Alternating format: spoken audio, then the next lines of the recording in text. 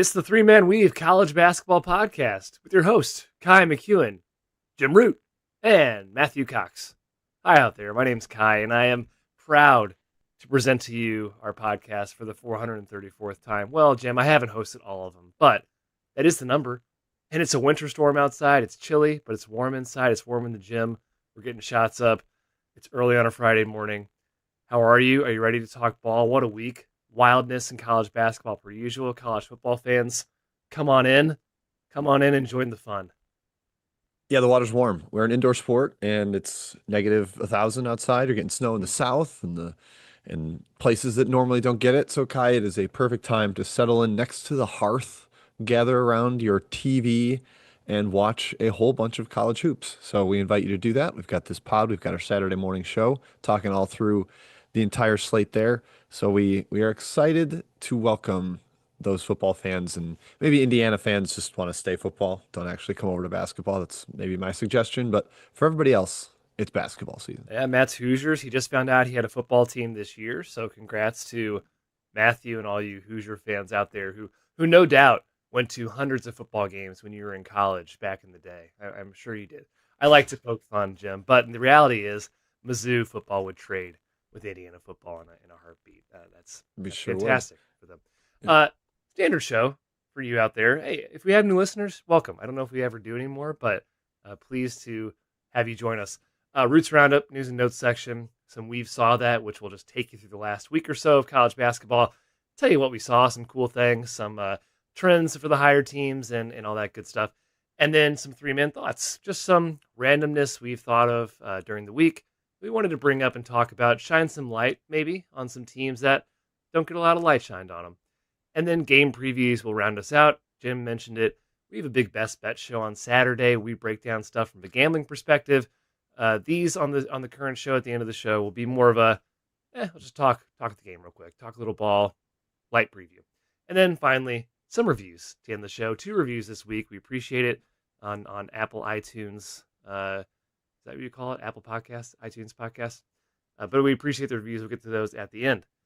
Before we do, 3MW_CBB is where you can find us on Twitter and on Instagram.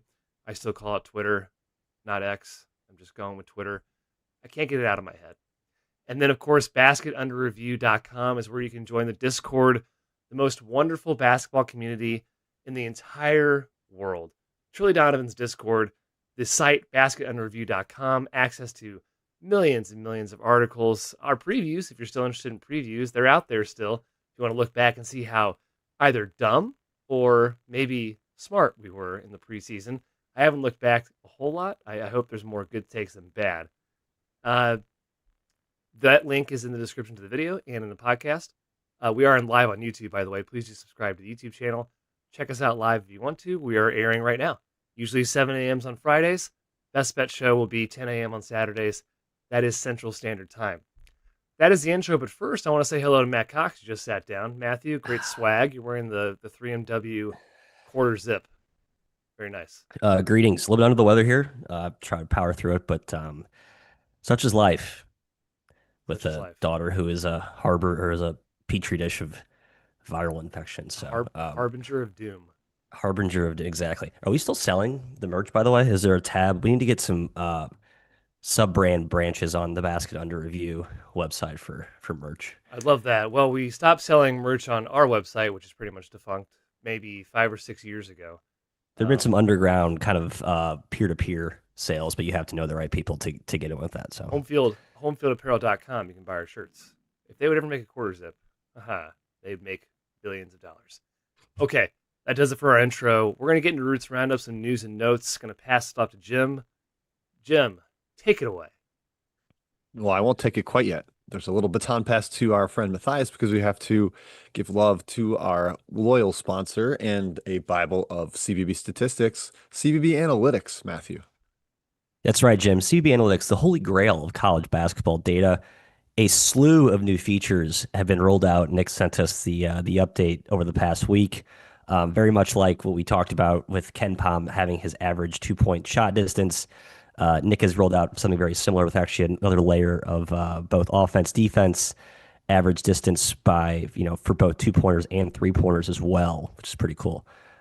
He also has a cool new player page where he can show the years and the transfer, the guys who have moved from different schools, different programs, how their both traditional and advanced box score play by play stuff have changed. And I also love the new seeding probability matrices. It kind of allows you to work through the schedule and project where each of these teams are going to fall in their conference tournaments. Helpful for those of you out there betting conference futures, especially in the mid-major realm, which I am starting to look more into. Kind of a good time to do that. Get some good value based on where we're at in the calendar, approaching, I would say, halfway through the conference schedule, very close. A few others as well. I'm still kind of digesting all of it just to kind of get a sense of how much is there. But please sign up today if you're not already. That's on you. That's a you problem. Fix it. That's and use our promo code WEAVE, WEAVE, for $40 off your subscription. Thank you to Nick and team at cbbanalytics.com. Well said, Matthew. Well said. Yeah, the tournament seating odds like matrices, very, very fun. I think I've seen there's at least one Marquette account that's always done that, like as the season has gone on, and now you've just got a resource that does it for you. It's pretty fun for every single conference. So check that out. All right, news and notes, fellas. The big headliner of the week. It is the fallout of the James Najee decision. It is not the same thing. That is careful to note. Charles Bediako is back at Alabama. He last played for the Crimson Tide in 2022-23 when he anchored a top five defense. The court has granted him a temporary restraining order to be eligible for now. This is not a permanent for the rest of the season, but Nate Oates has announced that he will play this weekend against Tennessee.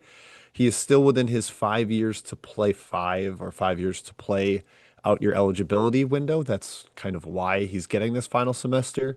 He has not played in an NBA game, but he had signed NBA contracts, a two-way deal, Exhibit 10, which are some that Charlie Baker and the NCAA had said, if you do those, you will not be eligible. And they're going to stand firm and try to fight that. Unfortunately, the judge, Kai, is an Alabama donor in the six-figure range. And while some would say that is or is not a conflict of interest, I would say it probably is.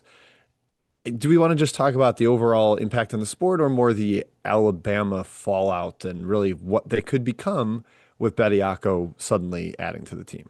Alabama sports just mean more, Jim.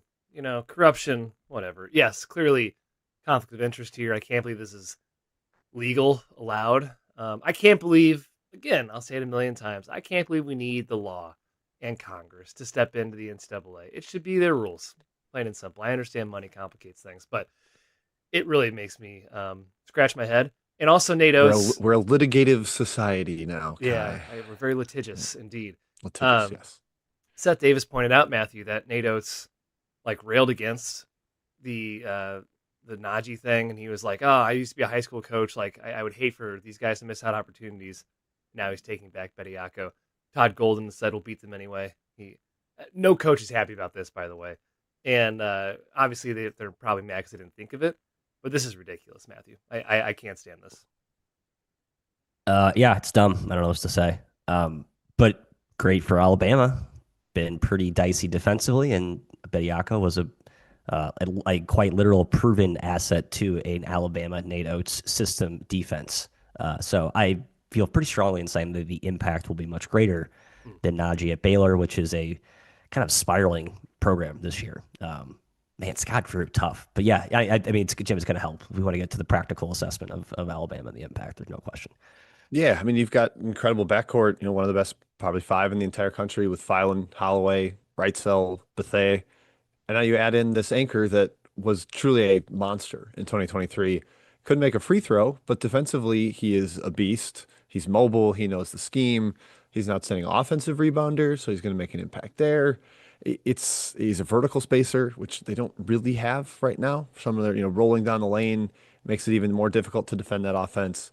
I think it legitimizes Alabama as a true Final Four contender and not just all right, good team that can beat anybody when they're hot. They've got a little bit more of a higher baseline. I do think it sucks for the sport. I tweeted right when it happened. It just bums me out. This version of the sport is less interesting to me when you can just find players and seek out a loophole in the law and sue till you get a guy eligible. It's just not interesting. I don't find that compelling at all.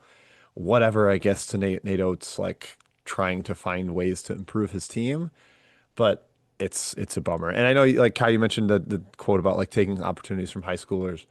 I guess he's gone after this year, so he's not going to eat up a scholarship for an incoming freshman. Yeah, right. But the minutes and the development he's going to take from Sherelle and Bolboen and why bring in Noah Williamson if you're going to go get Bediako? Oh shoot, we found out Noah Williamson sucks and we whiffed on taking him in the portal, so we need a center. The one other thing worth mentioning here is the multiple coaches that have been like, well, the NCAA can decide who makes the tournament, so rule these games like not counting Yeah, or keep right. them out of the tournament. You legally can't do that. I can't believe people are like thinking that that is possible and that the NCAA would win a court decision in that. Part of a TRO is you can't like negatively impact the school or the player based on the ruling. Like that is illegal. So I don't think the NCAA has any recourse to suddenly say, oh, Alabama beating Tennessee doesn't count, or Alabama can't make the tournament because they legally followed the TRO. So a noble goal. I know Mark Pope said it. I forget who else kind of beat the drum for that. Um, I don't think that. I want to clarify that I don't think that is a route that the NCAA can take. I think Will Warren tweeted, this is like realignment. Just get me through all the BS that you're going to change the sport with and get me to the end and have me at the finish line of whatever it is now. And we're kind of still moving along the grossness. And this is a rather big part of it. So it sucks for Tennessee. If they're the only team that has to play Bediako this year, it'd be really frustrating. Oh, if it's like a one game and done sort of thing.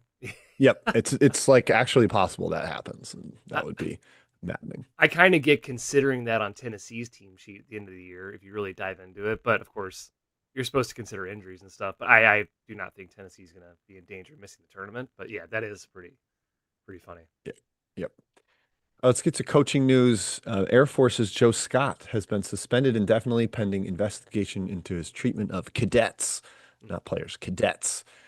Joe Scott always rumored to be a little bit of a tough nut to crack. I think when we were working on the almanac, it was tough to get a hold of him. I don't know how long he would give people on the phone.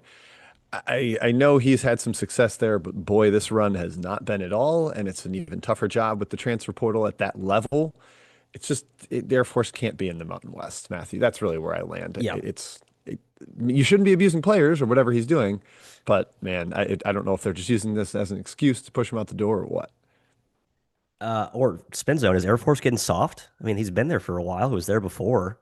Are Kids the these cadets days are complaining? soft, Matthew. I know They're it's a soft. generational. They've infected our nation's finest. I don't like that guy. Yeah, I mean, just a tough go of it. They need to change leagues, and it's funny. I don't know who's the interim, but they've like totally abandoned the prince. Like they're playing like dribble drive, modern pick and roll offenses now. So I heard Farouk Manesh talk about that in the Colorado State game. It's like, oh yeah, no, they're just like the Joe Scott thing has just totally been wiped from their style. So interesting. Could be fun for the players, the cadets. It hasn't really worked this year, I guess. But you're saying now they abandoned From it? now going forward, Oh, I think now that yeah, that's Scott's way more fun gone, then. Yeah. like Farouk Manesh's like, yeah, we scouted like normal Air Force Princeton stuff, and they came in, they didn't do any of it. So maybe they've Huh. just entirely decided to change and expunge the Joe Scott impact on the program entirely. It worked. They only Well, lost by 29. Yeah, yeah, I was gonna steps, say, baby steps. don't think it really helped or changed anything. But all right, then we got a couple coach quotes that I think are worth mentioning. Bobby Hurley just went full sad boy on us after they lost to West Virginia this week. Just like no fight anymore. Sounds resigned. And one quote is, "We failed. I'm failing. I can't get through to the team. I don't know what else I can say." And he's not angry. He's not lashing out as he says it. He just sounds bummed. Another quote: "We have not played well here in years," talking about their home arena in Arizona, at Arizona State.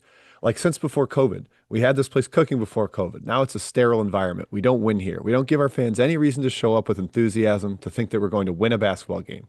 We've been dreadful at home for years. Bottom line." Like just bummer of stuff. Kai, I am going to be seeing a home game at old Arizona State Oh yeah. in a couple Nice. weeks. We've got a bachelor party out in Phoenix. I'm going to go out early to visit my mother. I'm going to see Texas Tech at ASU. How do you think that's going to go for the Sun Devils? I think they're gonna lose. That's gonna be fun though, Jim. I'm excited to Yeah. see that. Well, Bobby Hurley should have been fired a couple years ago. So I think it's not surprising that his team is doing poorly still. and this appears to finally be his last season. Then, if he's talking like this, he's maybe just over the whole thing, and I'm sure ASU is as well. Yeah, I Hey, I just have don't some get what good. was ASU hanging on to? I Don't know. don't understand. Yeah. Good looking Uh, girls. ASU is third to last in the Big 12 in attendance in terms of capacity. Can you name the two schools that are worse, basically drawing fewer number of available seats to their turnstiles? So lower Wait, percentage of they're seats, right? Correct. yeah, okay, not total attendance. Ooh, wow. A Boy. little skewed. Yeah, the percent capacity to me is a better indicator. I did Well, a whole thing on this. I was going to have some 3 minute thoughts on attendance for mid majors. I want to highlight some cool mid major crowds. But anyway, just Utah, generally, TCU are my top two Utah is guesses. correct. UCF. Actually, the lowest is Oklahoma State, which has a Really, big, really. but only getting in 5,900 on average. That's third worst. Colorado's not doing great. TCU not great either. But TCU's got a small. I mean, they got a small little crackerjack gym relative to Big 12 standards. So yeah, Man, Hurley's not wrong. Gallagher, Iowa used to be such a blast I in know those it's been. Oklahoma Lutz State has home tried. I think games. sort of. Some of these coaches are like, "We need you guys. Where you at?" It'd be cool if we had a Yeah, cool home court. But yeah, TCU number 2 home court advantage in Kempom. Interesting. I know hey, there you go. that is odd. That's because people can't see because the court is such a funky design. That's I think smart. Yes. that's true. All right, and then I also got to mention Mick Cronin just getting himself into victim mode as per usual. Every year. After they beat Purdue, so this is after a win. He grumpily says, "I want to thank the Big Ten for giving us 5 of our first 7 on the road and giving us the team picked to win the league on 2 days rest. I mean, Really want to thank the Big Ten I for don't know. that." For the record, that was kind of BS. But I also love that he just like, I don't care. The Big Ten hates me. I hate the Big Ten. And he also said they don't care about basketball. They care about football only, which at this point, it feels like that's kind of true. They win every national title now. So Yeah. in football. Football conference guy. SEC basketball conference, Big Ten football conference. That's where we're at. I just love that Cronin's like the Big Ten set out to screw UCLA personally with this schedule. Like his first 2 games were early December, so I I love Cronin. I love when he starts ranting like this, Jim. It really makes me smile. Yeah, 5 of our first 7 are on the road, but one of that road trip was only on the West Coast. And Right. yeah, okay. The Big Ten didn't, I mean, I guess they did to an extent, but you joined a league where only 4 of you are west of the central time zone. You're gonna have to travel, my man. That's the way it goes. You better figure out or just be content with the travel. I don't know. It's just everybody should have known coming in this was the case, and he just finds a way to complain. Injuries. The injury bug has really inhabited Kentucky's season, unfortunately. Jalen Lowe out for the season officially. Who knows what Quaintance's deal is? And then Kentucky's Cam Williams broke his foot this week. Team feels a little bit cursed, although they have mounted some insane comebacks recently, which we'll discuss, and we've saw that. But this robs them of a shooter, a team that was already a little bit starved for shooting, as they seem to be figuring out the right rotation. Losing Williams kind of makes them reshuffle once again. They've got players. They had 14 dudes for $22 million or whatever it was. No one's shedding any tears for them, but they are losing some key important figures in this rebound and resurgence that they've had. Yeah, and Cam started the last 3 games, Jim, and they've looked. I mean, they came back and beat Tennessee, and they're down to Texas too. They're down to LSU, and he started all 3 of those games. It matters. It's gonna be a big deal Yep. Yeah. Sitting 25th in KenPom, Kentucky right now. 13-6, 4-2 in the SEC. The sky might not be falling. They for might now. not need to fire Mark Pope. Yeah, we'll find out. Fired. That's ridiculous. Illinois' Kylan Boswell's out at least a month with a fractured right hand. That is his shooting hand. This is tough. Illinois has dealt with a bunch of funky sickness, injury, bad luck over the last few years, maybe even beyond that. And Boswell is, you could argue, their most important player. It might be Wagler by this point, but he's such a key defensive player. He's such an awesome leader, tough shot maker, gets inside. This hurts, Matthew, and it could impact Illinois seeding, especially with the schedule really stiffening up in the Big Ten. Yeah, so they're what, like in the 3 seed territory right now? I think I saw Yeah, three Bart's seeded projection bracket had them. matrix. Yep. Yeah, and Bart had I think close to 4. Yeah, this is tough.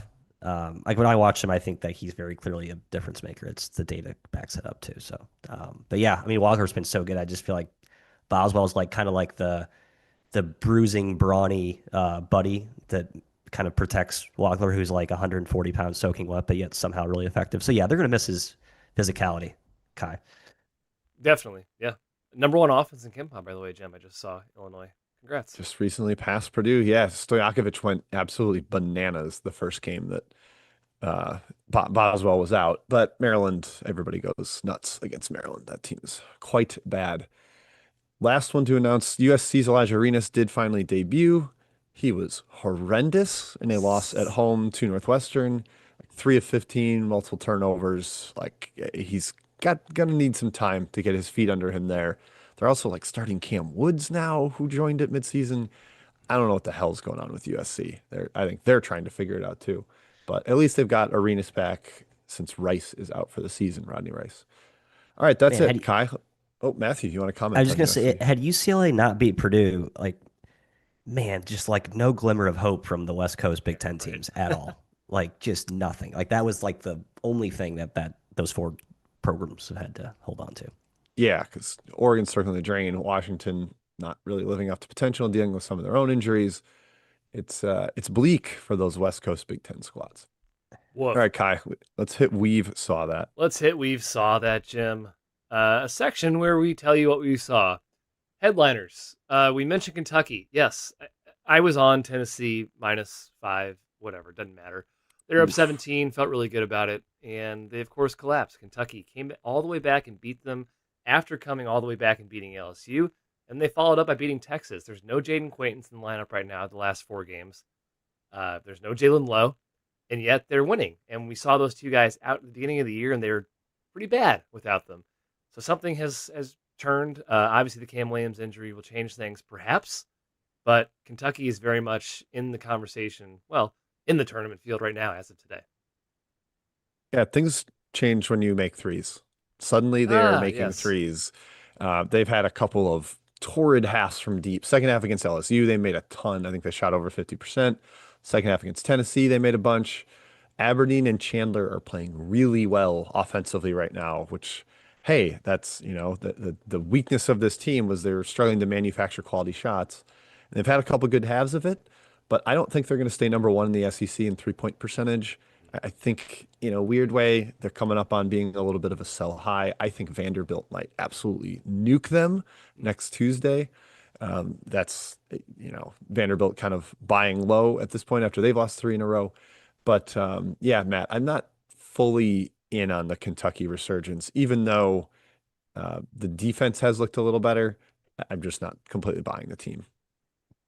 Yeah, I'm not either. I mean, Tennessee could have gone either way. I still don't think Tennessee's that great. Obviously, winning at Tennessee is impressive. Texas, what they shot like 40 free throws. Texas like made some of the stupidest fouls I've ever seen. Again, impressive, good for them, good for Mark Pope, but long term, my skepticism is very healthy. The SEC third worst 3-point shooting team conference, excuse me, in the country for Kem Pump. Also, Tennessee, the stat was nuts. It was like you're like 101 or something when they led at halftime at home. It was a wild stat, and that got broken against Kentucky. Yes, Vanderbilt though. Jim mentioned 3 straight losses. It turns out once they're finally playing size and legit interior presences, they tend to struggle. Their defense has been very bad over that stretch. Dead last in 2-point percentage field goal defense, which is poor in conference play, and they've been out rebounded like crazy. Vanderbilt, Jim, is the sky falling? Should we turn in all our Vanderbilt chips? Should we say never mind? They can't win the SEC. They can't compete for a Final Four. Your thoughts? Well, I don't think they can win the SEC, and they're down to like 15 to 1 to do so or something after being like odds-on Odds on favorite a week and a ridiculously half, ever which were. was absolutely ridiculous. So we were beating the drum on, I think I did on a couple shows to bet Florida 4-1, said that one in the Discord. Florida's like -220 now. So hey, there's a little bit of value for joining the Discord if you care about betting. Kai, I'm bummed that my Vanderbilt 275 to 1 ticket from preseason isn't a top five team anymore. It's still nice to have in the pocket, and it's a quality team. But yeah, they are getting blitzed at the rim. And you mentioned on the glass too. In the last 3 games, it's like 121 to 77 on the boards, and that's really really bad. the Arkansas game, that was like just a dunk line, layup line. And they're playing a lot more small ball again with McLaughlin at the five. And that was the issue last year. It was supposed to be, oh, they've got size, Jalen Washington, Mason Nicholson, they've got real interior heft. And they're just kind of reverting back to what they were. And if you can't force turnovers, then they're just getting schooled at the rim.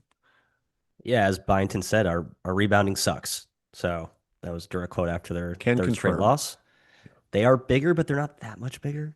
And you look at who they play. We talked about this, I think, last podcast. Like, I'm not saying they're a fluke, but they've only really played like one big team. That was St. Mary's, and you could argue they just sort of blitzed St. Mary's with, I think, just way more superior athletes, which they don't really have that edge against anyone in the SEC. So if you don't have that, and you're playing Arkansas and Florida, I mean, you could also argue that those are probably the two worst matchups for them in the SEC, and they'll be fine going forward. Well, as Jim said, I do think the Kentucky game will be heavily in Vanderbilt's favor. Just predicting a little bit going forward, projecting. Um, Texas Tech, very good week as well. Only 5 teams in the country play less bench minutes than Texas Tech, and yet they keep on winning. That is a credit to Grant McCaslin, their coach. That's a credit to JT Toppin and Christian Anderson just being awesome. But they beat BYU. They smoked Baylor at Baylor. Matt Baylor definitely circling the drain. You kind of mentioned it. Najee's been an absolute zero. It's not about that, by the way. The rule should be in place because the rule, not because players are good or bad. But Najee, not impactful right now. But Texas Tech, very impressive. Yeah, I just I feel like just they're one, like I've said all year, they're one injury away, but they stay healthy. Man, that's a dangerous team, and especially if they're healthy in March, where I think we agree depth just doesn't matter. So you just got to get to March, keep your seed in like that. You know, if they're a top 5 seed, I don't know if they'll be like a top 3 seed, but they have opportunities if they can stay healthy. I Could think like be. they'll probably line up as like a Duke four win. seed. Yeah, I think they're a top 5 seed right now, right? I Yeah, think four like to four five to seed and five, not like four to two to five at bracket three. matrix. Yeah. But yeah, and they're going to get more opportunities here. Last year in mid-January, they were like 17th, 18th in Ken Palm, and they end up making the Elite Eight, looking awesome, finishing the Yeah. top 10. This year, they're sitting at 19th, trending up, could end up finishing the top 10 at Ken Palm. They've got Bamgoy and Mosley back practicing. So some reinforcements for depth potentially on the way. Now they've got to reintegrate those guys. And are they a worse team when Anderson and Toppin aren't playing 40 minutes? You're getting 80 Mm. minutes of All-American play. That's kind of the question that McCaslin has to figure out. But man, they are. I'm not feeling as panicky about picking them to win the title, Kai. I think they can. They're obviously still only 19th in Ken Palm, but I like the trend line that they're on, and I think they are capable of winning a national title. I still think last year's team's a smidge better. A smidge. Or depth, right? More depth. Yeah. St. John's, yes, they have finally established themselves as the clear second best team. This was a darling by many to win the title this year. They're outside the top 20 in Ken Palm. The Big East is bad, but hey, at least St. John's is taking care of business. They're now 7-1 in conference play. Probably should be 8-0, but Providence beat them. They took care of business against Villanova, who's been tough. They held on and beat Seton Hall, who's been very, very good. I don't really still have warm and fuzzies over St. John's guys, but at least they're winning ball games. They're going to be in the tournament. Yeah, I just like that they're playing their best lineup. The Mitchell Hopkins Ejiofor trio looks good together. And they struggled a little bit against Seton Hall's pressure early in the game, but Seton Hall's like number 1 in the country in steal rate, and that backcourt still has issues with shot creation, but that big lineup is not turning the ball over, and they're dominating the offensive glass. So I'm kind of tentatively buying them. I think they can end up like a 6 seed in the NCAA tournament and be definite pain for whichever 4 3 seed they get in the second round. Indeed. And Matthew, we mentioned UCLA. They picked off Purdue. Mentioned Cronin. The Bruins. Were you high on the Bruins preseason or not? I can't remember your stance on them. I feel like I was Yeah, because you're a Donnie Dent relatively. man, and he just outplayed Braden Smith, Matthew. There you I feel go. like I was. Feather in your cap. Thank you. I'll take it for Purdue. Do you like them going forward, UCLA? I don't love them. I think they are sort of in the Texas Tech, but they have deeper injury question marks, and I don't know. I think that was more about Purdue. Braden Smith did not look healthy, and TKR did not look healthy either. TKR has been milk carton man. Like He is sucked lately. I'm gonna give it a couple weeks, but like right now, I have Purdue on like, oh, okay, that team doesn't scare me at all. Just the way they seriously, I mean, that was as Cronin said, that should have been a really good spot for them. Like basically playing at Pauley Pavilion, or it's not a great home environment. They've been there for 2 days. I don't think they even changed hotels, and UCLA comes back with shorthanded, and that's a game you got to win. I don't know. We'll say 2 weeks. I'm not going to freak out. I'm not going to throw daggers at Purdue yet, but that Yeah, was discouraging. they have 2 losses this year. Hey, maybe they just party too hard in LA. You know how LA gets, crazy LA. Kansas, we're going to mention, they are still back. Killed Baylor. That's a theme. Maybe Baylor again. Not great. But beating Colorado, Colorado's impressive, especially without Bill Self, who was quote unquote under the weather. There's some medical thing going on back there behind the scenes. Jacques Vaughn, former Kansas point guard, former NBA coach, coached the game against Colorado. Impressive. We keep going back and forth. We keep hemming and hawing about this one, Jim, about Kansas. I don't really see them as a title contender, but I fully agree that De'Aaron Peterson is maybe the best player in college basketball. Man, I don't know. Like that defense plus Peterson plus Self, like I kind of buy it if they can get themselves up to a better seed and a little bit better path. They're in that Texas Tech kind of 5 seed area right now. I'm sort of in Kai because Peterson is just a ludicrously good scorer, and the defense is going to be there for them. Yeah, maybe you're right. Matt, you're always a Kansas homer, so I don't. Yeah, you know me. Rock jaw. Well, you like Georgia at least. They beat Arkansas. They won at They did. Mizzou. They beat our Tigers, Jim. I don't know what your Unfortunately, team is anymore. I'm our confused. the, But the Missouri Tigers are just not very good. Stink. They But Georgia, stink. Matt, number one adjusted tempo in the country, fifth on offense. They play fast, and they're winning meaningful ball games now. All of a sudden, with the win against Arkansas and Mizzou, before their resume was kind of fluff, and now it's yeah, gotten a little bit stronger. the first 3 weeks of January is typically a good are you real litmus test, and Georgia was certainly on the list of like, really? And I think now there's enough beef there where I think I'm convinced, whatever that profound statement means. But I think they've done enough. Like Vandy, on the other hand, I think we're sort of like, but Georgia really needed to answer some questions, and they did. I still think Vandy, like, I don't know if you're saying Georgia's better than Vandy. I mean, Vandy, I think will, Oh yeah, sorry, no, Vandy's yeah. better. But like I think there's a lot of teams that we kind of react to the first 3 weeks. We overreact or we confirm or disprove initial hypotheses. And Georgia, I think, is like, okay, yeah, this is a real top of the top half SEC. Top 6 seed, top We'll seven see. seed. I think they're going to dump one at Texas tomorrow, Saturday. So then we're going to be skeptical again. Fair. Next up here, fellas, Arizona, Nebraska, Miami of Ohio. Those are your final unbeaten teams, like everybody expected in the offseason. I have a thought later on Arizona, but to touch quickly on Miami of Ohio, Jim mentioned their touch by God, Jim, is what you said, or like horseshoe Yeah. up the butt, something like that. Because they've gone to overtime twice in their last 2 or 3 games, Last two two straight. games, and they crazy shots, crazy paths to get there, and they keep winning. The Men of Steel is what they're calling them. Travis. Yeah, I get like, the rank Miami, Ohio because they're undefeated, but like I don't have to pretend they're one of the 25 best teams. I'm not going to. If you almost lose at home to Buffalo and you are on the ropes at Kent State, they had a 2% chance to beat Buffalo at one point in that game, 15% chance to beat Kent State. Hit some crazy shots. It's awesome that they keep hitting these shots, and the story is fun, and the team is legitimately fun to watch. They're number one in the country in effective field goal percentage because they get outstanding shots offensively, and they have a bunch of shot makers.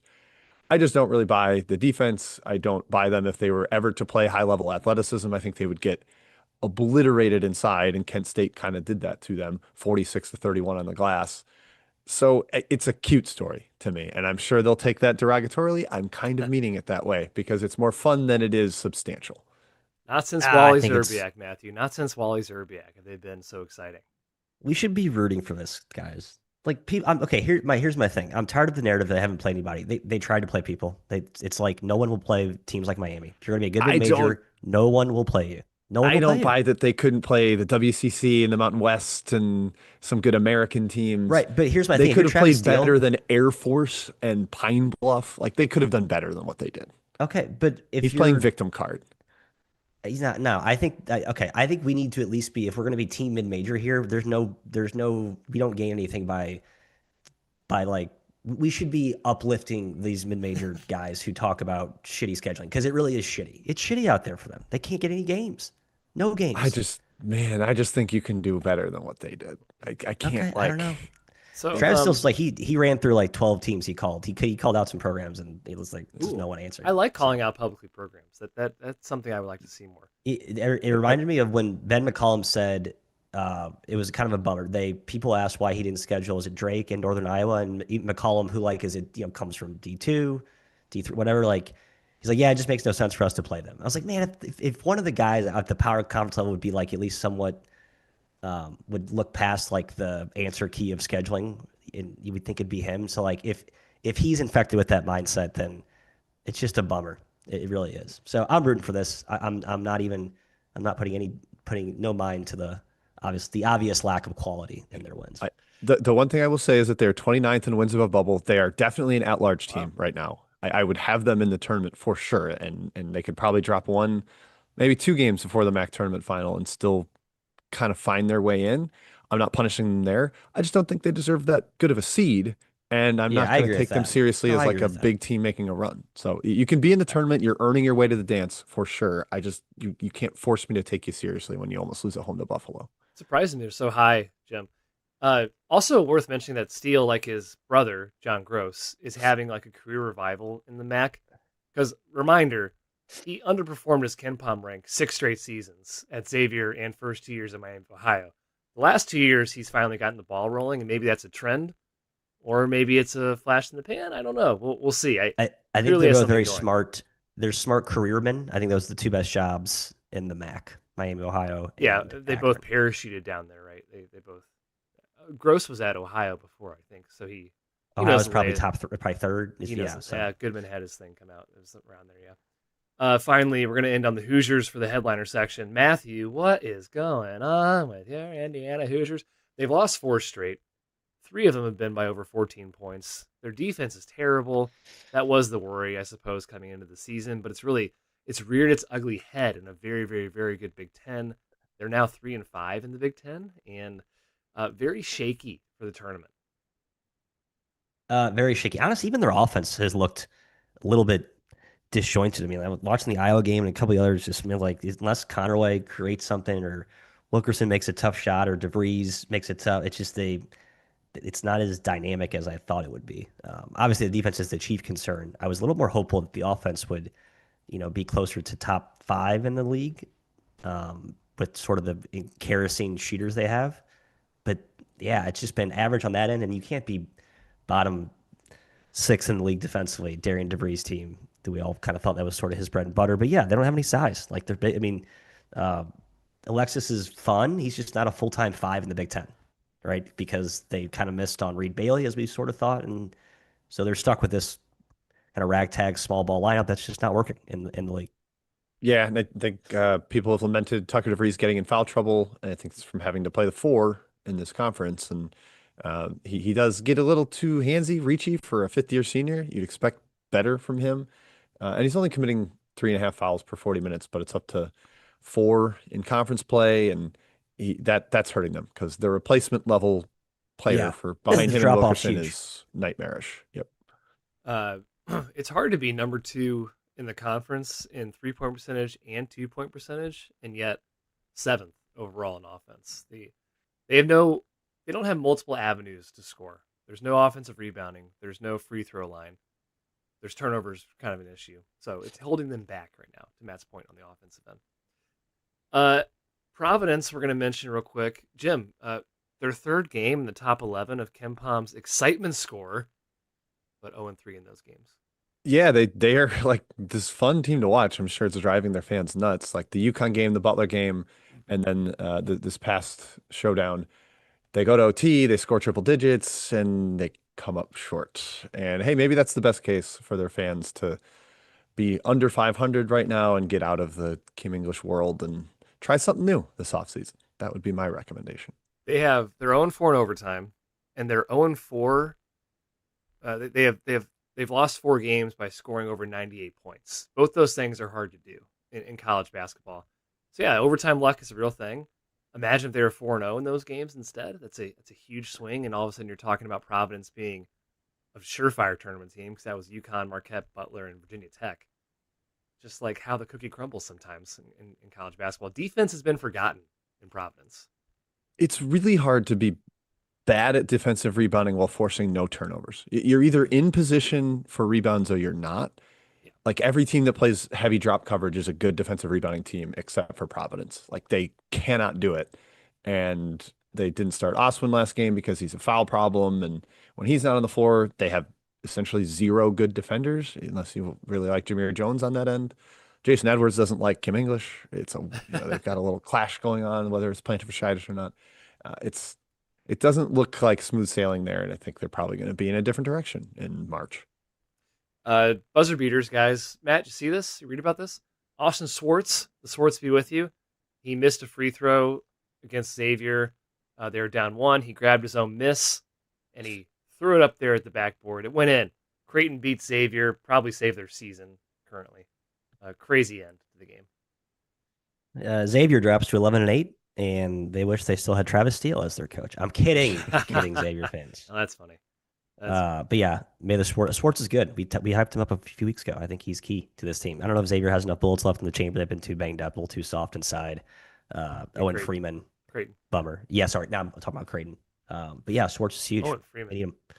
Do they need to play Freeman 5 minutes a game? Like, can they just play him?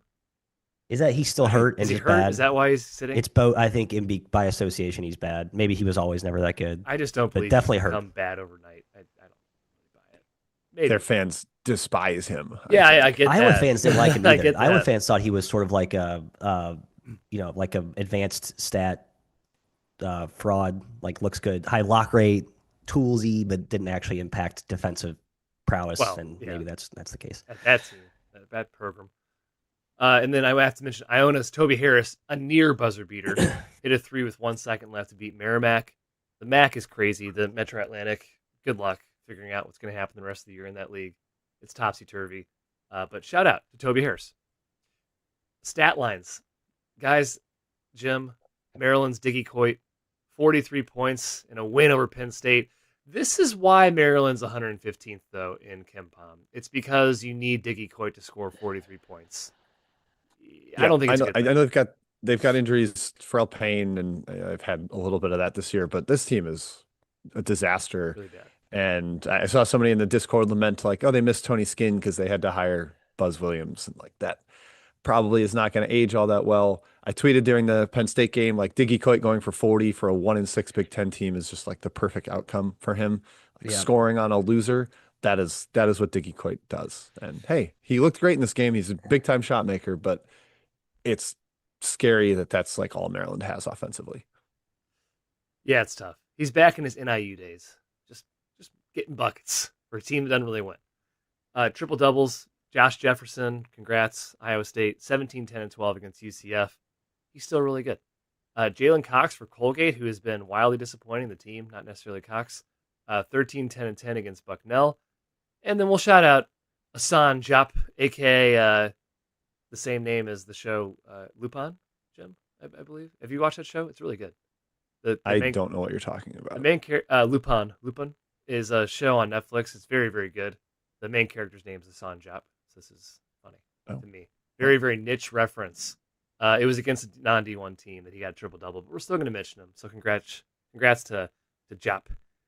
Okay, bad losses. Matthew, NC State. You lose at home to Georgia Tech. Georgia Tech's always been kind of this weird ACC team. Damon Stoudemire. Yeah, big punches. They're still not very good. But then NC State, Matt, turns around and beats Clemson at Clemson. So I guess they're fine. They're inconsistent. I mean, that was basically Wade's post-game comments. He was like almost more pissed after the Clemson game than Georgia Tech. He's just like, yeah, I know we're good. I think he's sort of foreshadowing it just being a very bumpy roller coaster for the rest of the year with some good wins and then some crap losses. And I don't know. I mean, I think it's fat. Look at their schedule, right? They got to go to Wake, which at this point, man, is that going to be that's probably Q2.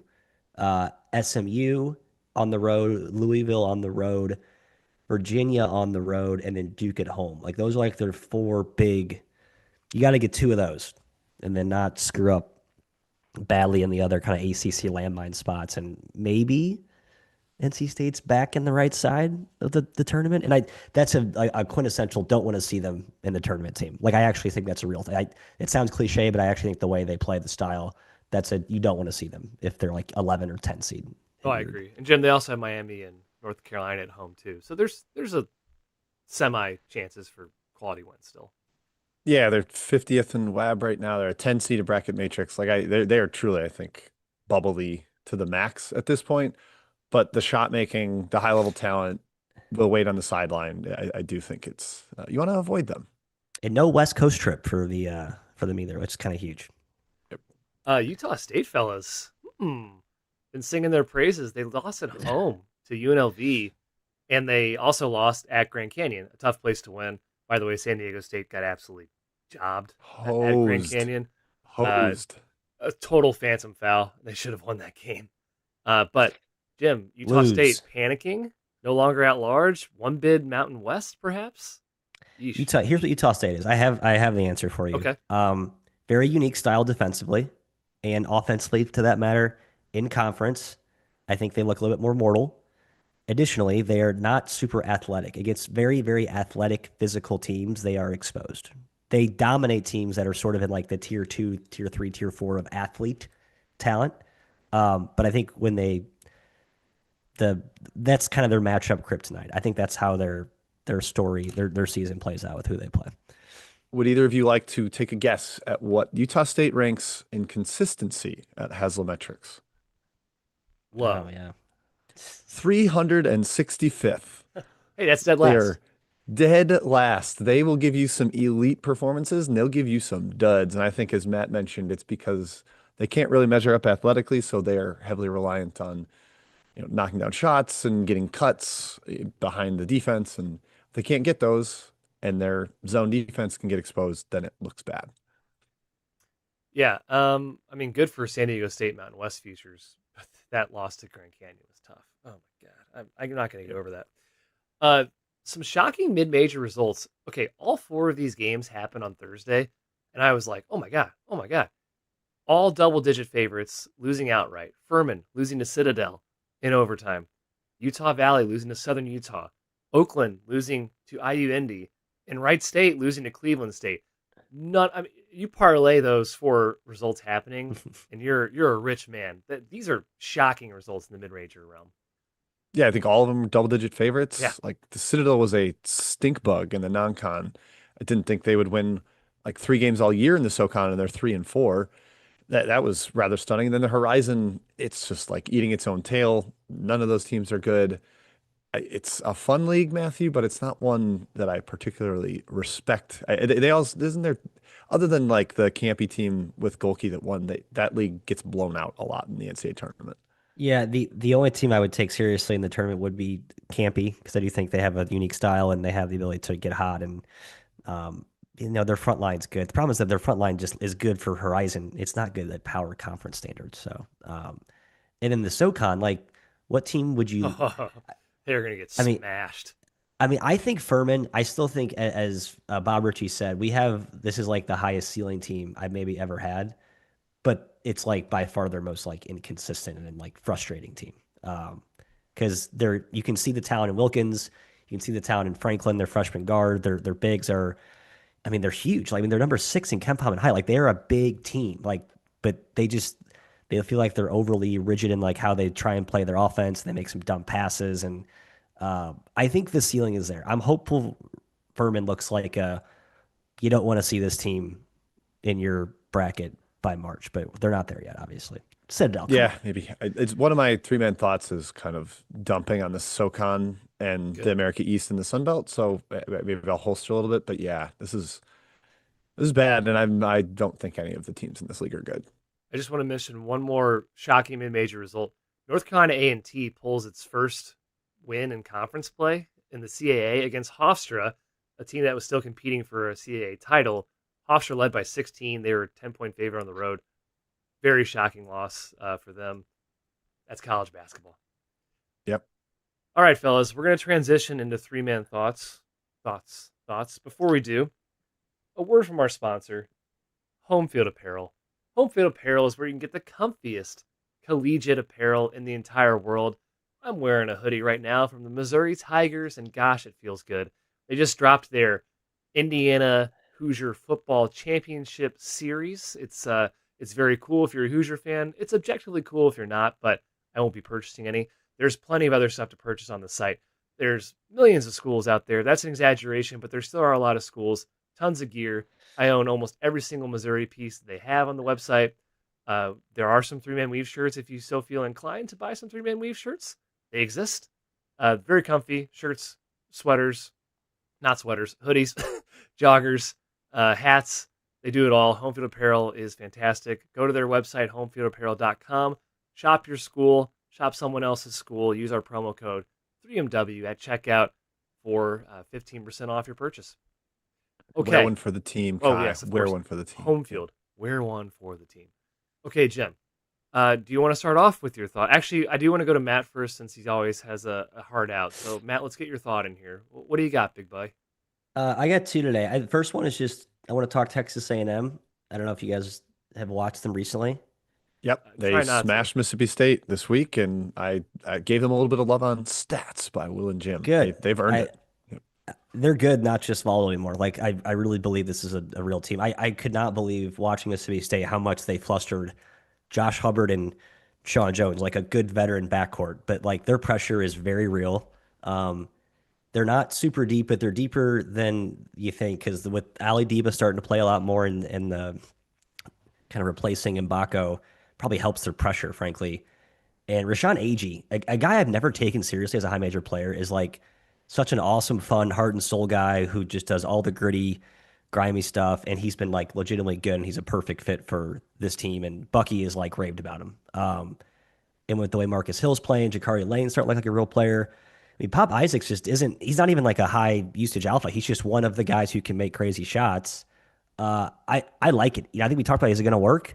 It's like, yeah, I think it's working. And maybe teams adjust to it and they kind of like, there could be some element of surprise happening to start the SEC slate here, but they look very real to me, Kai. And again, I know they haven't played the best of the SEC, right? Uh, LSU, Auburn, there's a Oklahoma, Texas. But I mean, Tennessee, they probably should have won that game. SMU, two OT losses, and you take those out. They haven't lost since November 14th. So there's no quit in the team, and it started with the Auburn game when they were down 16 with 13 minutes left. They were up 12 with 4 minutes left. It was like an 11-0 run in 30 seconds, and it kept going. It was incredible. That really switched their whole season. And if Auburn makes that shot, gets it off zero point 0.1 seconds before time runs out, maybe they don't have this momentum. I don't know. Yeah, Jim, credit to them. The pressure is clearly their driver.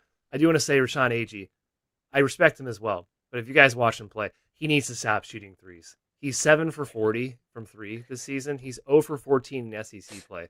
Why he has the green light to even think about shooting a three is beyond me, Jim. I don't really understand that. hey, he shot 39% last year, baby. Let him keep gunning. Yeah. Yeah, 23 and 22 the years before that. Yeah, it was a little last year looking like the major outlier.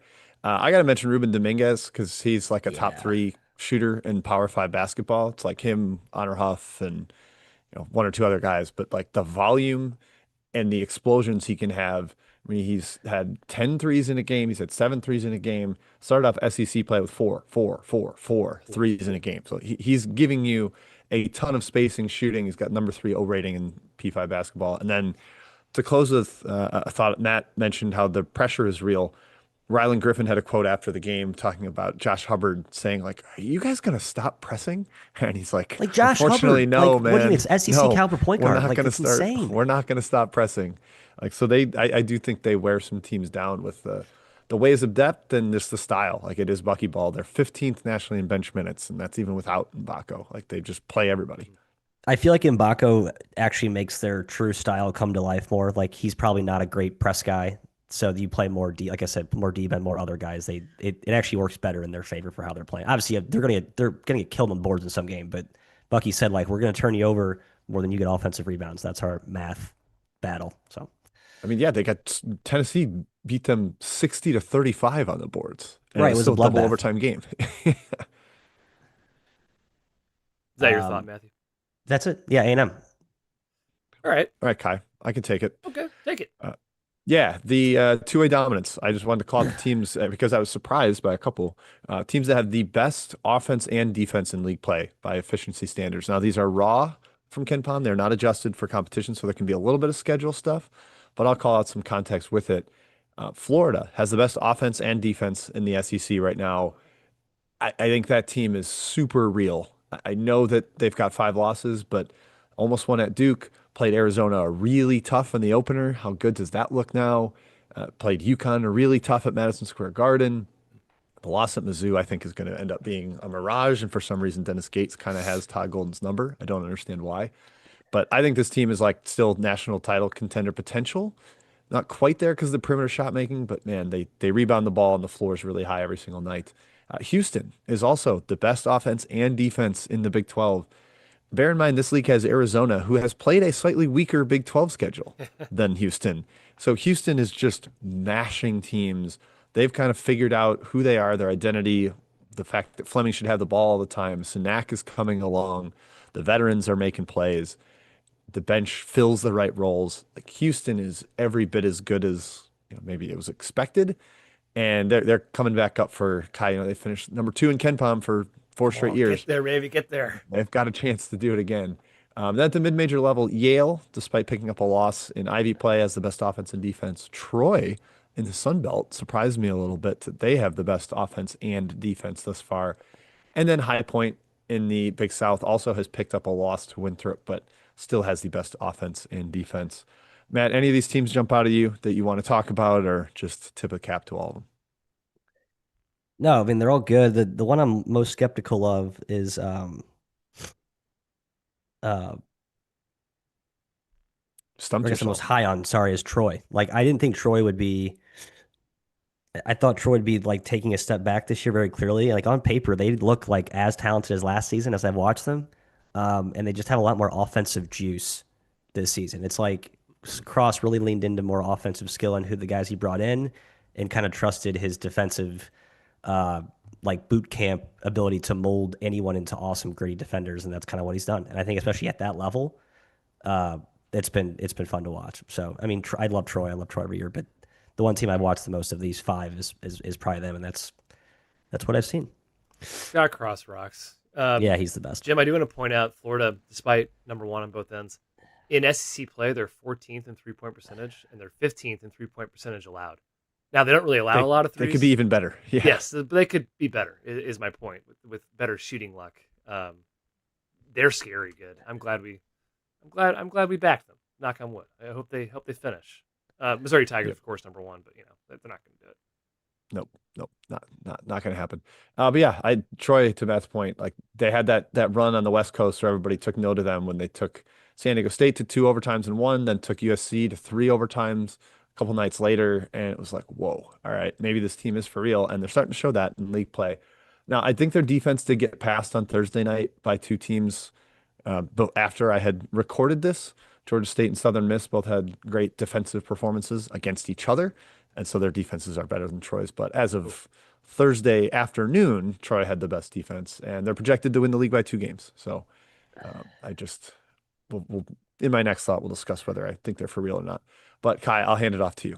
Yeah, Georgia State's resurgence is crazy in that league as well. I know Matt's got a pulse on his Panthers. Okay, I'll start with Arizona. Maybe we should talk more about Arizona, fellas. They've been lost in the talk with Michigan's dominance. It kind of just been like a taken for granted, I suppose. They're now very close to Michigan and KenPom with Michigan's recent, or in a quote unquote, struggles. They're closer to to Michigan than they are to third place Duke right now in KenPom. So they are separating themselves with Michigan on that tier. And both them and the Wolverines are the only 2 teams in the country that rank top 5 in both offense and defense. They've won 2 games all season by single digits, which is crazy out of their 19 wins. And the last time they won by single digits was against UConn on November 19th. They led Arizona State by as many as 12. They led UCF by as many as 15. They're kind of unstoppable. So, Kai, Jim, they've won 2 games by single digits since their win against UConn, is my was my Oh, stat. oh, oh. Got it, got it. Yeah, yeah. Yes, UCF and Arizona thank you for State both by correcting me. 7. Yeah. Yes, thank you for correcting me. They did lead those teams by double digits, double digits. Arizona State and UCF. So my point is, they're dominating right now. They're also I doing it. think Go ahead, John. I think they're better than Michigan. I kind of think they are too. On the on the eye test, certainly at the beginning of the year, I thought Arizona was better. Then Michigan started beating teams by 100 and Gonzaga by 40, and I was like, okay, maybe not. But this Arizona team is just for real, and they're doing it without the three ball. They're dead last in the Big 12 in 3-point attempt rate, but they're number one in 2-point field goal percentage. They're number one in free throw rate. They're number one in free throw rate allowed. They're number two in turnover rate. They're number three, or excuse me, they're top three on both ends and rebounding in conference play. They're just a team of grown men, and they're more physical than any opponent that they see, and they also play extremely up tempo. So, Matt, curiously, no Arizona Wildcat ranks in the top 10 of KenPom's Player of the Year. But Jaden Bradley, Braden Burries, Koa Pete, all borderline All-American seasons right now. It's a terrific team. Any thoughts on the Cats? Yeah, I think we talked about it preseason. I think we probably looked at the youth and Yes. the kind of the Continuity. lack of like Yeah.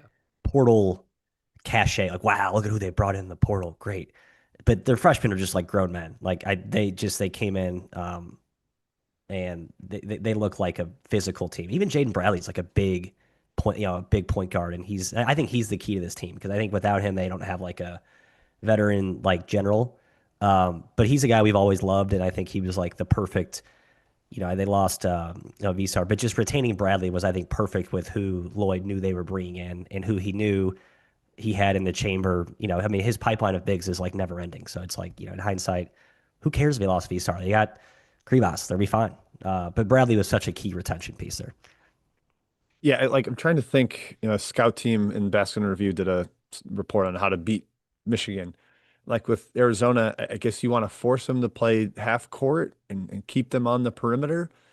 And UConn did a pretty good job of that. Arizona only took 10 threes in that game. UConn was down 2 starters, and that was, one of the closest Arizona has come to losing. It's just going to be so hard for anybody with not even like if you don't have elite talent, like you're just not beating this team because they're athletic, big, physical, and their baseline is so, so high. I know they don't shoot it, but they don't really need to. So So the it's UCLA game is the blueprint, and I think that's where Del Orso, who isn't really obviously we don't love him, but I think he's like the one guy that like if you Like really him. have to play like a packed in defense, he can zone bust you, and he kind of zone busted UCLA in that game. So I feel like there's a tournament game where they're going to see a UCLA type of opponent, and you'll get like a good Del Orso game, like 15 or 18 points on 5 threes. It's like, oh yeah, that guy, he's the X factor. Mhm. I do worry about the 3-point shooting just variance in a tournament setting, but I am very in on Arizona being a Final Four contender, a national title contender. They, like Jim said, they might be the best team in the country right now. Matt, do you have a second thought? Yeah, a couple of attendance nuggets. Um, Beat us. I just want to highlight some, I think, like kind of the coolest mid-major or environments, which is backed up by attendance and the not just number of butts in seats or butts through turnstile, but capacity and um, and also a couple of power conference schools that aren't producing. Um, People aren't coming out. It feels kind of sad. The one I will mention to start though is shouts to Marquette. Um, they filled out place like every game, and obviously this year's been a disaster.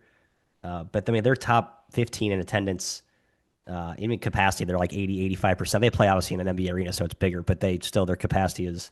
And I've watched those games. Like people, it's just cool to see. Like that's an appreciation for an awesome program. Yeah, it's a shitty year, but they're still showing up. So good for Marquette. Just want to call that out at the onset. Um, I heard some Johnny fans and Big East fans talking about kind of bemoaning some of the fair weather fans in that league, but giving props to Marquette. Um, some of the where are you? Ohio State, Vanderbilt. Kai, how about Minnesota? These are all teams, power Yeah, conference schools drawing it's under cold. 55% of capacity. Like I'm like all these games I've watched, the environment feels kind of stale. And we'll see how this translates with students back now. But Arizona State made the list. We talked about them. LSU, Wake Not Forest, surprising. Not a surprising. where's team that used to Maryland be on there? Maryland Got to be is, let's low. see. Xfinity Center is quite big, I think, too. And it looks Uh, vacant every time I see them. yeah, it's 72%. It's actually been better than I Oh, thought. They've had some Wow. big games Okay. at home though. I think that's quickly declining. But it's a shame about the barn, Matt. I liked that I environment know, when I went. Yeah, but why would they show up? What are they? Minnesota I hasn't been know. exciting the last several years. They haven't been. Oregon, Oklahoma State, Colorado, UCLA, kind of the Pac-12 zombie teams, and then man, Pitt is lowest at 42%. They play in kind of a big arena too, but I think that's just sort of Jeff Capel and where the fan base is on that current situation. I think that's a statement. No Man, show. remember those 2 years the Pitt at Capel had, and really it was one tournament year. Like, Capel's back.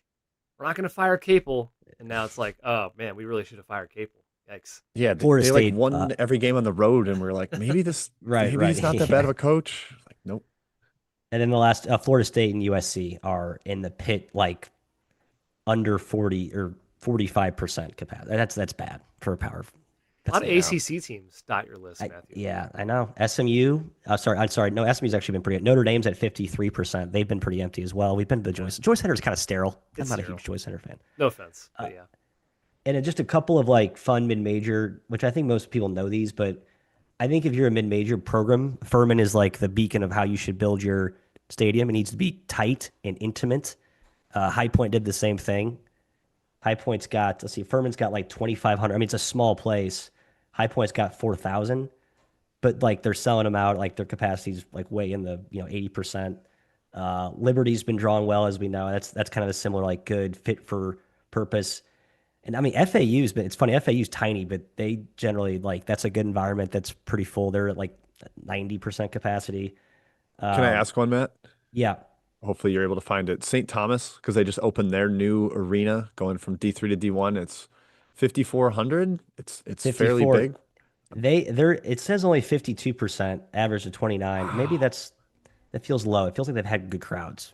Not, I haven't Yeah, watched them. I thought the excitement around the level and caliber of the team and the new arena. I was curious if they've been packing it. Um, yeah, that did feel low to me. No, I agree with you, Jim. The other ones I'll mention, as we know, uh, Charleston, UNC Wilmington, consistently like 5,000, 80% above. Um, and then Trask. McNeese and St. Bonaventure were the other two that jumped out. Yeah, Just I think good fan two great bases, good crowds. crowds, good stadiums, like good fit for purpose Good operations. programs. So A lot of those good good programs. programs. Yeah. Yep. I will try and monitor change. I like the change in attendance is what's interesting. Like Maryland, like how does that by March? What's that look like? It, it can't be good if they keep Go losing. watch your teams play. Well, Get out there, people. shout out to Marquette, Jim. Shout out to Marquette for showing up. Yep. Yep. Jim, do you have a second thought? Yeah, just real quick was in what I mentioned, like disappointing conferences in the mid-major world. I tweeted this on Saturday, like someone remind me to bet against the SoCon in the NCAA tournament because I just don't think the teams are good. Sun Belt has no one in the top 110 and only three teams in the entire top 200. They ranked 20th in Ken Palm's rankings. They were 21st last year, so it's technically a little better, but they are historically like a 15th-ish or so conference. So they've been down a little bit. I don't know if it's a focus on football or something with the NIL era, but it's worth watching. The SoCon is way down. It's really disappointing. 22nd in the country. That's the worst since 2018. Nobody in the top 130. There's just no standout team. And in the past, they've had at least a couple of the Furman, ETSU, UNCG, Wofford has ascended, and that's not been the case. And then the America East is a total debacle this year. Even Vermont, there's nobody in the top 200. They're 29th in Ken Palm of all conferences, which is the worst since 2012. They're worse than the SWAC. I just think that tumble is really disappointing for that league, especially without Vermont as the true standard bearer this year. All three of these conferences leave me unexcited to watch some of their games. Yeah, John Becker, man. Never had a season outside the top 200. Just one out of top 150 in like what 13 years, and last two Yep. seasons have been outside top 200. Hmm.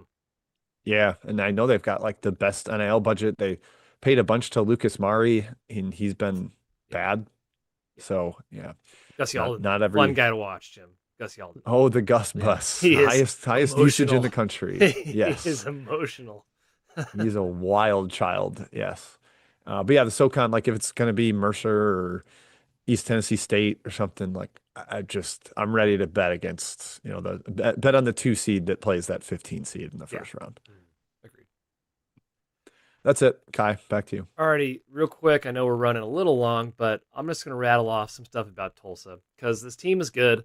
We haven't really talked about them. A credit, by the way, to Matt and Jim. I think you guys were both on this team on the Pulse in the preseason, picking them pretty high in the American and saying, hey, they have a chance to be really, really good. Eric Conkle, their coach, has finally gotten the ball rolling in year 4. They're 16-3. The previous 3 years, 34-60 with a 14-40 American mark. It was not a good start to Conkle's tenure coming over from La Tech, but he's got it rolling now. Top 60 in KenPom. That's the best season Tulsa's seen so far since 2003. They're easily the best team in the AAC right now, and they just torched Memphis by 17 at home. It's been a very impressive run. Their average margin of victory this year over 16 points per game. That's top 20 in the country. They have the number 1 cover margin in the country. They're covering by 7.8 points per game. That's ridiculous. So they are easily beating expectations, and hence their rise in KenPom so starkly.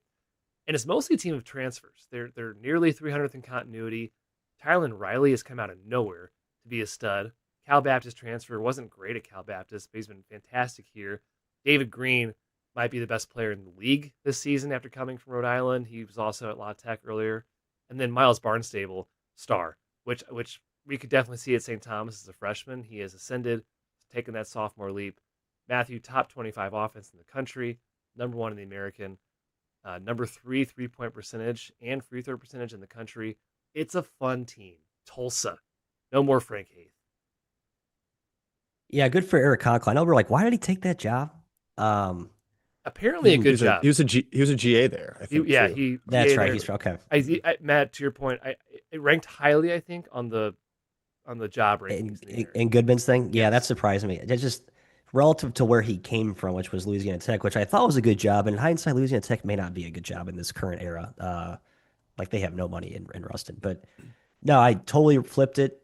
Um, yeah, the Riley thing is crazy. Like I thought, like it'd be Barnstable and Rigsby and Green, who have all been good, but Riley's been kind of the catalyst. And I didn't watch him much at Cal Baptist. That's kind of what you need, like one of these guys to kind of pop to a new level if you're going to kind of break the barrier. And he's been that skeleton key. He's kind of like a lower level what Tanjay did at Wisconsin last year. Like kind of solid-ish transfer that nobody made a big headline about. Now he's one of the best players in the entire conference. Kai, I have to, correct you on my guy Barnstable, a former Division III UW Whitewater guy. Oh, Played he was 2 not a years freshman last D3 year. before St. Thomas. Yeah, I'm protective of my Wisconsin fellas, so I had to say that. But yeah, just like how far this program has come, Conkle's first year. I don't know if people recall this. They were 4-24 against the spread. An Yeah. absolute joke of a program in 2023. And now they're right up there in this league. Another little plug for the Discord. If you're in there monitoring the Futures channel, I have Tulsa 15-1 to win the conference. Excellent. Because people kind of sniffed them out early and thought maybe they could make a run at it with Memphis and South Florida looking dodgy. And it's worth it. It's worth it to be in there. You get some fun bets. I will say if you're looking at Riley, like all these coaches have to filter through all the guys in the portal and kind of quickly dissect where there's value, especially if you're in the mid-major, hybrid, high major, whatever realm. Like you look at his stats you have to look at his look at his KenPom player page. Like when he was healthy at CBU, I mean he was an awesome player, right? And obviously he wasn't healthy all year, and so you have these kind of like guys who have these partial game appearances that totally clouds their just go to like any sort of filter tool and season stats and efficiency. It's like you really have to kind of dig in and kind of hunt for guys who were probably undervalued because they're injured or some other weird thing, and just isolate what could they possibly be. And I mean, brilliant assessment by Conkle. Like really, really good stuff. Indeed. Okay, fellas, let's quickly do a couple previews here. Again, please join us for our Best Bet show on Saturday, where we'll run down most of the slate. But a couple games to touch on. Texas Tech and Houston, the rematch this season. It's at Texas Tech. Houston won game one, and Houston did not dominate the glass that we might have expected to the extent at least. Um, Close game the entire way. Texas Tech actually led in the second half. Jim, does Texas Tech win the rubber match, or does Houston keep on rolling and keep on exerting its dominance in the Big 12? God, I've got no idea. I love both of these teams and the trajectory that they're on. I guess if you put a weapon to my head, Yes. whatever it is you choose, I would say Texas Tech barely sneaks one out here. But man, if Houston wins here, they're starting to look pretty darn good for the Big 12 because after this, they get TCU, Cincinnati, UCF, got to go at BYU, then Utah, Kansas State, like all very winnable games. Only get Arizona once, only get Iowa State once. I kind of they might go 17-1 in this league again if they're able to pick off this win. But I think Texas Tech is narrowly going to get it done. I don't think Bamgoy and Mosley are going to play. They hadn't been cleared as of yesterday, but they're getting close. And I'd like to have those bodies against Houston, just with the way Houston's figured everything out. So I'll take the Cougars, Matt. Or excuse me, the Red Raiders still. I'm taking the Cougars. Kingston Okay. Fleming's, He yeah, rocks. I think he's going to go in there and kind of do what he did in the first game. But I think Houston wins this game. I do. I believe in the. It's the first time where I feel like I've been like a believer in Houston's upside, but I'm starting to see it. It's like the first time where Houston's not been like the clear number one team, but I'm starting to see the signs with how good Fleming's has been. Quick tangent. Yeah, I said this to our friend Al Krzyzkowski last night. I think Kingston Fleming is the best player Sampson's had at Houston. Is that Oh, that could be am I Thinking possible. about forgetting this, somebody? Like I know Rob Jarris Gray. Walker went lottery, Rob Rob Gray was Gray, great. the Corey Davis, Jamal Shed was Jamal freaking Shed feels like the incredible. right answer, Sasser. but yeah, Like I don't know. Fleming's might go top five in the Yeah. draft, and he's a yeah. maybe second team All American right now. I don't know. Shed's like defense. I know Fleming's is a good as good, but Shed's like I don't know. I Brandon think there's a little Grimes. intangible heart and soul there. Yeah. Cal Um, State Bakersfield legend Jamal Shed. I yeah, just there say you that go. because Matt, you mentioned Houston's ceiling, and like having a guy who's a top five NBA pick might High ceiling. make their Yeah, ceiling no, I higher. agree, Yeah. especially the guard position too. Okay, Matthew, Illinois and Purdue square off. The number one offense in the country, Illinois, against the number three offense in the country, Purdue. It's at Mackey. Boswell probably out. I think he is out. Uh, Purdue off the loss to UCLA. Who wins? I think Illinois. I'm kind of continuing my anti-Purdue theme. I saw there was a fake Twitter thing that TKR got kicked off the team the other day. Did you guys see that? Just like that Yeah, was that's that Scott Hughes guy. People fall for Hughes. that guy's account for some reason. I don't Um, know Yeah, why. I'm done with it. I can't stand it, man. I just don't. I need a deeper dive into the Braden Smith TKR struggles recently. Illinois, I know they don't have Boswell. I think they probably miss him in this game. A guy who can get up into Smith. That's my only concern. But Illinois is just so damn big. Like even without him, they might actually be taller. They're not as physical with him, but they might actually be longer, playing even bigger without. Yeah, I think Illinois wins this game. Give me Purdue, Kai, coming back a little angry. I don't usually like the Big Ten teams coming back from the West Coast, like the travel lull, but off a loss, I think you get them locked in. My one concern is like Andrei Stojakovic slashing is the like lab creation of what Purdue cannot guard. Like Yeah. the tall wing, they don't have a guy even remotely capable of stopping him. And with the spacing Illinois sets up, I think he has a big game. But I think Kaufman Wren wakes up from his slumber, Clough out physicals the Ivisic twins inside, and you get a brilliant Braden Smith game after he was mysteriously not very good at UCLA. I'll also take Purdue, Jim. I like the cut of your jib. The cut of your Thanks. Jim. We're Yeah. going to do one more because we're running long. It's going to be Alabama and Tennessee because Bediako is going to play, or at least we think he is. And Tennessee's 2-3 in the SEC. They haven't looked good. Matt mentioned it. Um, Number one free throw rate in the league, Jim, against the team that fouls the most in the league, again, Alabama. Maybe having Bediako will help that. Who do you like in this game? I like Bama. Worried they're going to get smashed on the defensive glass, but maybe Bediako is a big part of fighting that. I'm just not a buyer of Tennessee. I think beyond Gillespie and Ament, the team isn't all that good. The defense isn't quite Rick Barnes elite. It's outside the top 10 now. And, he's been like top five for a bunch of straight years. I'm just not a buyer in Tennessee and Alabama at Coleman Coliseum. Give me the Tide. Matthew. Yeah, Ty. It's just the injury thing has been a concern, and you got to kind of keep it close tabs on who's healthy game to game with them. And they basically had like 8 guys injured at some point this season, but I think they're healthier now. And yeah, we'll see what the Bediako thing does, but it's only going to help. I think so too, and more than Najee to Baylor, as we've pointed Yeah, out Way as he's well. more. played in the system and he's a better player He just in He's started a better. vacuum. the Yeah. entire year. I'll also take the Tide in this game, with or without Bediako, to be honest. Okay, 2 reviews to finish off the podcast. Again, join us tomorrow for our best bet show, Saturday, 10 a.m. Central, same YouTube channel. We'll talk about betting, all that good stuff. First one from Brew City 77. Give me hope. I'll open with the usual college basketball pod. Must listen. Join the Discord. He's a Marquette fan who's currently suffering as Marquette flirts with its worst KenPom rank ever. That was number 124 back in 2015. Shaka was successful before. Can you give me hope with some comps of coaches that had success, followed by a terrible outlier and returned to that level of success? So Coach K stepped away in 95. Jay Wright's 2012, 13 and 19 season. Any more to give suffering Marquette fans hope that this is a one-off? I kind of think it's a one-off, Jim, but One off. maybe Shaka should start using the portal. Oh, maybe a little bit, tiny bit. That's part of like it's I would hope that it's so bad that he can't ignore the portal. Yes. Like if they were just like run of the mill middle of the conference, they'd be like, it was a development year for us. But when they're this horrible, I think it's got to wake him up to be like, wow, yeah, I need to absolutely go into the portal and start using that. Trying to come up with like good examples of coaches that have had that one-off fall year.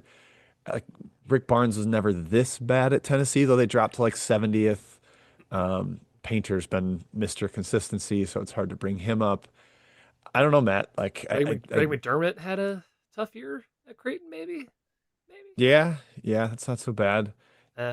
He got down to he's pretty consistent too. So never mind. 79. I just, is low. I do think Shock is a good coach, and this will wake him up. So without being able to give you an awesome, perfect comparable, I think being aggressively terrible is helpful for waking him up. One off, Matthew. Yes. Yeah, one off. Subsurf 1221 says awesome college basketball pod. Discovered it in the offseason when trying to find opinions outside of the general mainstream of TV analysts. Yes. Says he's happy he did. Feel like I get a true breakdown and unbiased, mostly, analysis of all levels of college basketball. They also put me on to cbbanalytics.com, which is fantastic. Yes, one of our Good. sponsors. He says, I would highly recommend them to any college basketball fan or anyone who wants to keep up with more college basketball. Signed, Jordan. Appreciate it. That's a perfect review. Couldn't ask for more. Yep. I came up with a comp for the last question, Oh, by the way. please do. Bob Huggins went 5th Ooh. in KenPom, 19th KenPom, 14th, 123rd, and then 58th, 25th, 8th, 7th, 12th, Nice. and 95th, then 10th, 23rd. Like he had some real outlier bads and then got back up into the national elite. So there's hope for you yet, Shaka. There you go. Shaka is Bob They also Huggins. press. They also both have the pressure DNA to them. Okay, that does it for us. Thank you for joining us once again on our podcast. Back next week with a podcast, likely Friday, 7 a.m. Central. Join us tomorrow for our Best Bet show. Join the Discord. BasketUnderReview.com is where you go to sign up for that. We'll see you next week. We'll see you next time. Enjoy.